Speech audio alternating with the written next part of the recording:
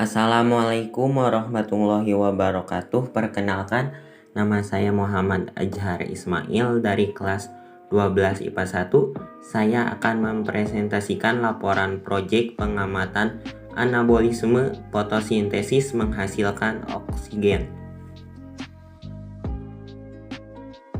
Proses fotosintesis merupakan proses yang dilakukan oleh tumbuhan dan organisme berklorofil lain untuk menghasilkan karbohidrat atau gula.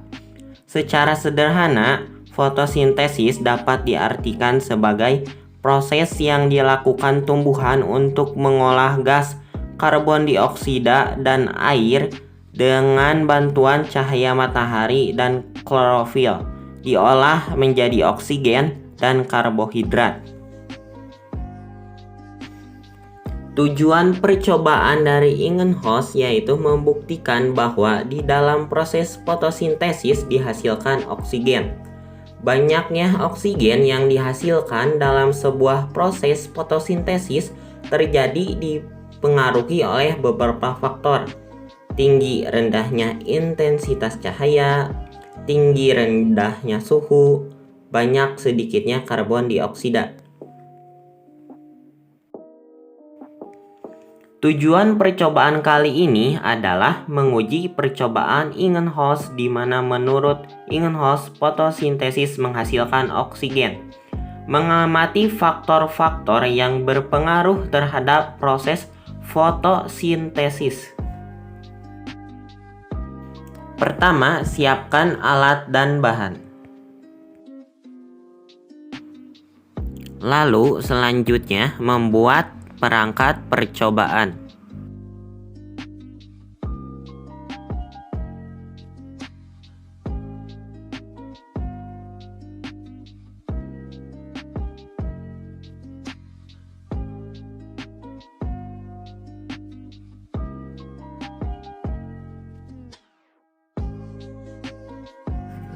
Perangkat 1, 2, dan 3 diletakkan di tempat yang terkena cahaya matahari.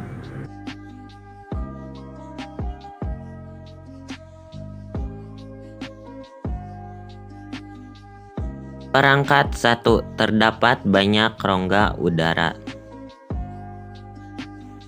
Perangkat 2, terdapat sangat banyak rongga udara. Perangkat 3, terdapat sedikit rongga udara. Terakhir, perangkat 4, terdapat sedikit rongga udara.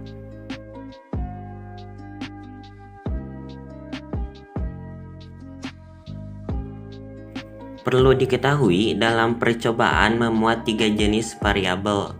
1. Variabel bebas, terdiri dari pemberian 5 gram NaHCO3, pemberian es batu, penempatan di tempat teduh. 2. Variabel terikat, perbedaan jumlah gelembung yang muncul karena adanya perbedaan perlakuan pada masing-masing variabel bebas.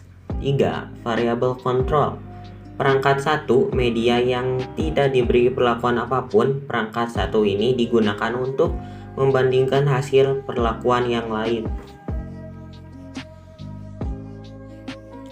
Tujuan pemberian soda kue menjadi sumber penghasil CO2 karena ketika NaHCO3 larut dalam air akan terurai menjadi NaOH natrium hidroksida dan CO2 karbon dioksida. Seperti yang diketahui bahwa CO2 berperan dalam proses fotosintesis. Perangkat manakah yang menghasilkan gelembung udara paling banyak? Gelembung udara paling banyak ditemukan pada perangkat penambahan 5 gram NaHCO3. Hal ini terjadi karena proses fotosintesis di perangkat ini cukup menerima cahaya matahari dan sumber CO2. Perangkat manakah yang menghasilkan gelembung udara paling sedikit? Yang menghasilkan gelembung paling sedikit adalah perangkat percobaan 3 dan 4. Laju fotosintesis dipengaruhi oleh tinggi rendahnya suhu, Penambahan es batu mengakibatkan penurunan laju fotosintesis karena terjadi penurunan suhu sehingga gelembung yang terbentuk menjadi sedikit.